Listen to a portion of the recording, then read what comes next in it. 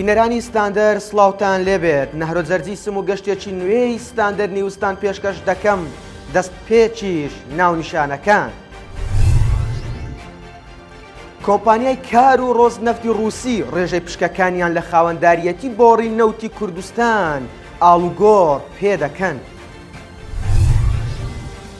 ئەنجومەنی وەزیران دژی بەنهێنی بەرزکردنەوەی پلەی فەرمانبەرانی سەرۆکایەتیەکانی هەرێم و پەرلەمان دێتە دەنگ. لێدوانێکی وەزیری کار و کاروباری کۆمەڵایەتی کێشە دەخاتە ناو یەکگرتووی ئیسلامی.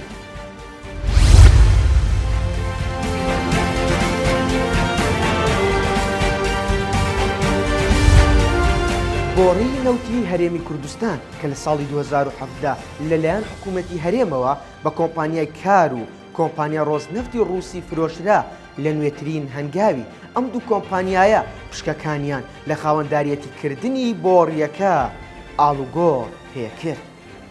سەرچاوەیەکی ئاگدار لەم بارەیەوە بە ستاندەری ڕاگەیاند پێشتر سەتا چلی پشکەکانی کۆمپانیاکە لەلایەن کۆمپانیای کارەوە خاوەنداریەتی دەکرا، سەتا شەستیش لای کۆمپانیای ڕۆزنەفت بوو، بەڵام ئێستا پشتی کۆمپانیای ڕۆزنەفت بۆ سەتا چل دابەزێنراوە و پشکی کۆمپانیای کاریش بۆ سەتا شەست بەرز کراوەتەوە. هۆکارەکەشی تا ئێستا ناڕوونە. گرێبەستی حکوومەتی هەرێم و ئەم دوو کۆمپانیایە بۆ ماوەی 25 ساڵە، بەڵام بە گوێرەی داتاکان ئەم دوو کۆمپانیایە تەنها لە 2 ساڵی سەرەتای گرێبەستەکەیان توانیویانە ئەو پارەیە بەدەست بهێننەوە کە بەرامبەر گرێبەستەکە داویانەتە حکوومەتی هەرێم کە بڕەکەی ملیارێک و 700 ملیۆن دۆلارە. پێشتر کۆمپانیای ڕۆزنەفت کە بڕیار بوو بۆڕی غازی هەرێمی کوردستان بە هاوبەشی لەگەڵ کۆمپانیای کار کە بە نزیک لە نێچیروان بارزانی دادەنرێت دروست بکات، بەڵام لە پرۆسەکە کشایەوە. ئەم هەنگاوە لە کاتێکدایە ئەمریکا هەوڵەکانی زیاتر کردووە بۆ کەمکردنەوەی وەبەرهێنانی کۆمپانیا ڕووسیەکان لە وڵاتانی جیهان. سزای خستۆتە سەر بەشێک لە کۆمپانیاکانیش، بۆ ئەمەش فشار دەخاتە سەر وڵاتانی هاوپەیمانی بۆ دوورکەوتنەوە لە مامەڵەکردن لەگەڵ کۆمپانیا ڕووسیەکان.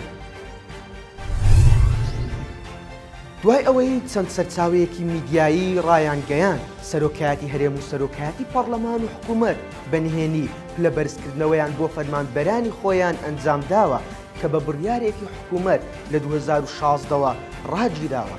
سەرۆکایەتی حکوومەت ڕەتی دەکاتەوە ئەوان پلە بەرزکردنەوەیان بۆ فەرمانبەرانیان کردبێت و کارەکەی سەرۆکایەتی هەرێم و پەرلەمانیش بە نایاسایی دەزانن. سەرچاوەیەک لە ئەنجومەنی وەزیران ڕایگەیان تاوەکو یاسای بودجە پەسەند نەکرێت پلە بەرزکردنەوەی فەرمانبەران نایاساییە و نابێت بکرێت و ئەوەی پەرلەمان و سەرۆکایەتی هەرێم کردویانە پێشێلکاریە. پێشتریش سیراج بارزانی سەرۆکی ئەنجومەنی گشتی ڕاژە لە حکوومەتی هەرێم ڕایگەیاندبوو ئێستا لە بەرنامەماندا نییە کە پلە بەرزکردنەوەی فەرمانبەران دەست پێ بکەینەوە. عومەر گوڵپی ئەندامی لیژنەی دارایی پەرلەمانی کوردستانیش ڕایدەگەیەنێت ئەگەر حکوومەت پلە بەرزکردنەوەی فەرمانبەران دەست پێ بکاتەوە ماگانە پێویستی تەنها بە 45 ملیارد دینار دەبێت. ڕوونکردنەوەی کوێستان محەممەد وەزیری کار و کاروباری کۆمەڵایەتی لەبارەی ئەو کەسەی بەرپرسە لە خوێندنی سزادراوانی وەزارەتەکەی کاردانەوەی ناوخۆیی یەکگرتووی لێ کەوتۆتەوە. ئەویش بەهۆی ئەوەی وەزیری ناوبرا و ڕایگەیاندووە کەسەکە سەر بە یەکگرتووی ئیسلامیە و دەبوو ئەو پێشتر هەڵوێستی هەبوایە لەبارەی پێدانی دەرفەتی خوێندن بە بکوژی دکتۆر هۆشیار ئیسماعیل.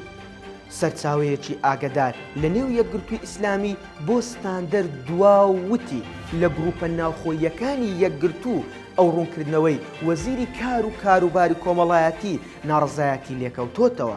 داوای لێپرسینەوە لەو کەسە دەکەن چونکە کارێکی ئەوهای بەسەردا تێپەڕیوە بەبێ ئەوەی هەڵوێستی هەبوو بێت.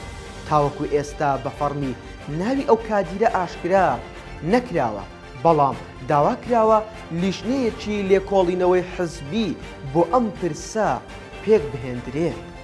جێی باسە بەهۆی ئەوەی لە کابینەی پێشوو وەزارەتی کار و کاروباری کۆمەڵایەتی لای یەکگرتوو بوو ئێستاش چەند کادیرێکی ئەم حزبە لەم وەزارەتە بەرپرسیارەتیان لەلا ماوەتەوە.